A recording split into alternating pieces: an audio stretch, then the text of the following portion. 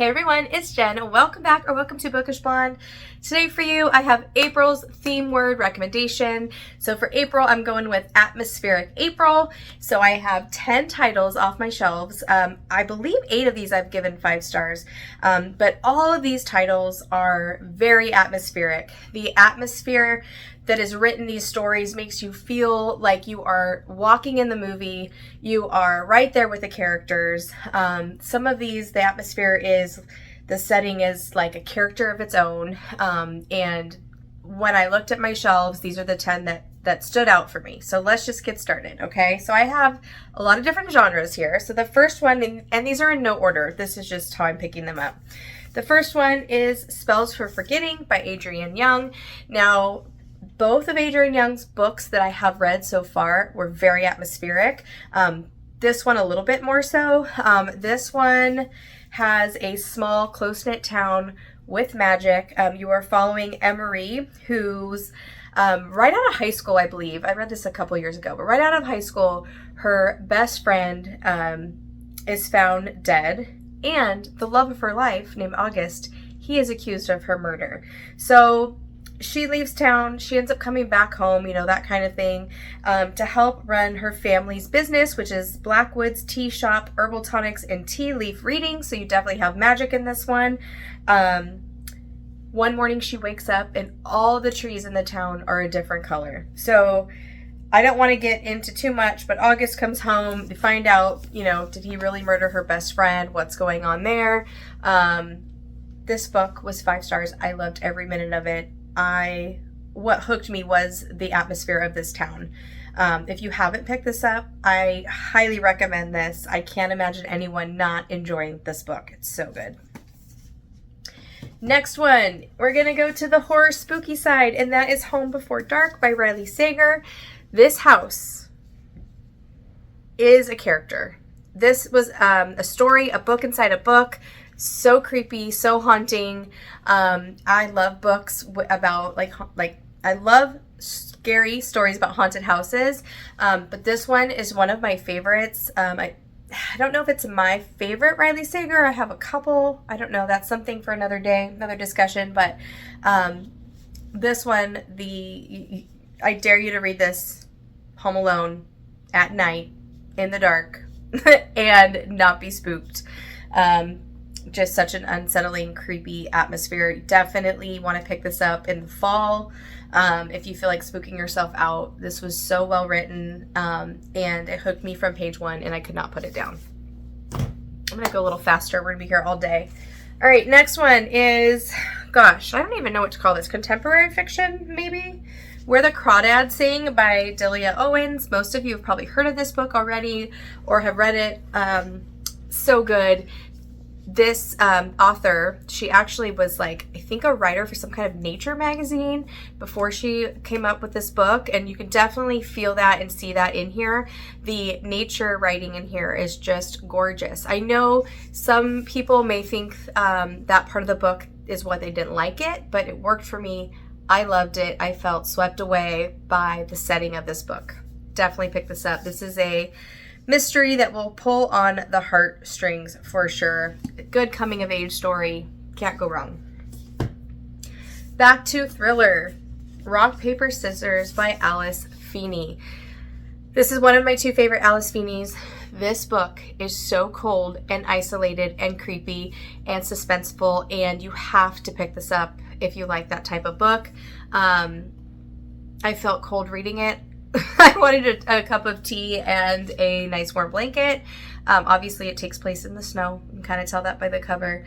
The cover's just okay. There's a little house right here. I mean, overall, the cover's definitely not the highlight of the book. This one's really cool. You're following a couple who goes on this, retreat to try, or just, it's their anniversary. It's not even a retreat. They go away to this isolated cabin to try to rekindle their marriage. It's their anniversary. It takes place in Scotland. They're trying to save their marriage. They know this weekend's either going to make or break their relationship. And there's really cool part of this book where you get letters. So it says, every anniversary, the couple exchange traditional gifts, paper, cotton, pottery, tin, and each year Adam's wife writes him a letter that she never lets him read until now. So this was so good. So good. 5 stars. One of my 2 favorite Alice Feeney books. Next one, if you're in the mood for a gothic college story, Ninth House by Leigh Bardugo. Oh my gosh, you guys. This, again, another very unsettling. You are there with the characters. You're living in the dorm rooms with them. You are in the college houses and the secret clubs, all of it. So good. I actually really like this one more than I thought. I thought it was going to be kind of hyped. Very creepy cover with the snake on there. I've yet to read Hellbent, which is book number 2. I think it's just a duology. But yes, atmosphere all the way. Creepy atmosphere. Next one, The Martian by Andy Weir. 5 stars. This book. Oh, he was, I think, my favorite character I read last year. I think. If I'd have to go back and watch my video. But you're basically stuck on Mars with him. And the author does such a great job of, even though he's so isolated, you never feel bored. The story is so good. And you just, the whole time I was reading this book, I was just feeling so uneasy and so scared for him. Space freaks me out, number 1. But the way the author wrote this story, just, you're there on Mars with him. 100%. So good. Pick this up if you haven't. I don't even read sci-fi that much. Not a huge sci-fi girly, but this was so good. And I have Project Hail Mary also by him I really want to pick up. I've heard the audiobook on that. It was amazing. Next one. This was actually only 4 stars, but definitely atmospheric. This one popped in my head right away. Death in the Family by Tessa Wiegert. This is part of a series. This is book number 1. I own 2 and 3. Definitely want to pick up more by her. But this one, we have a stranded or private island, and there's a missing person. We have a private investigator that's called to try to solve the murder mystery. And I just remember feeling most of this book, it's like, you know, there's a storm, all the things, and I just felt so immersed in the setting and with the characters. I was there with them. Definitely a good one. And I'm excited to see where Shanna's character goes in the next book. So definitely a series I want to continue with. Okay, this next one, we're going to switch gears a little bit. It's a romance beach read by Emily Henry. Love, love, love this book. I have this gorgeous special edition copy. But yeah, this one, obviously the atmosphere of the beach and just being there with these characters. 2 authors, like close forced proximity. They decided to write in each other's genres, and it was such a good time. Emily Henry, as you well know, is one of my favorite romance authors, so it's no surprise that I love this. Gave it 5 stars. But definitely when I looked at my romance shelf, this was one of 2 that really stuck out to me as far as atmosphere. So if you feel like you need a warm, sunny vibe, pick up this one. All right, the other romance on this list is the opposite of the beach. We have Alaska, where it's freezing cold. The Simple Wild by K.A. Tucker. Love this. It's one of my favorite romances of all time. You have an Alaskan pilot. You have he's kind of grumpy and she's sunshine, and she comes back to Alaska to spend some time with her dad, and romance ensues. This one made me cry so much. This was so good. Okay, last but not least, now definitely Rebecca is a classic that 100% is atmospheric.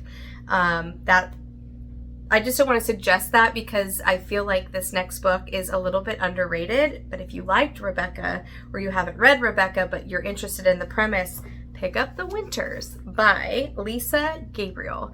This is a retelling of Rebecca. I didn't even know that until I was about halfway through the book, and I'm like, I did some research. I read this a few years ago. But you have Max Winter, you have a whirlwind romance.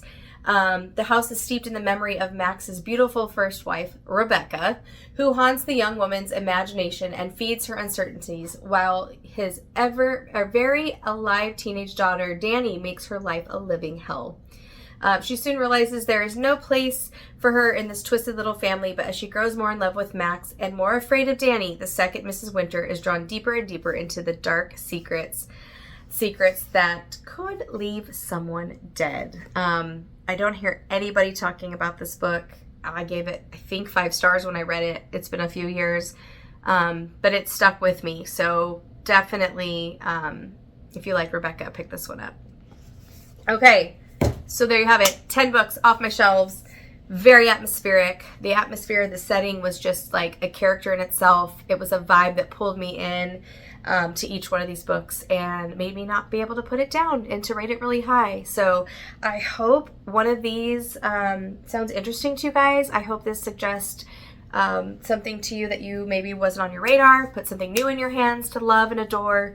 Yeah, I don't know, that's all I got. So thanks again for watching, and I will see you guys in my next video. Happy reading. Bye.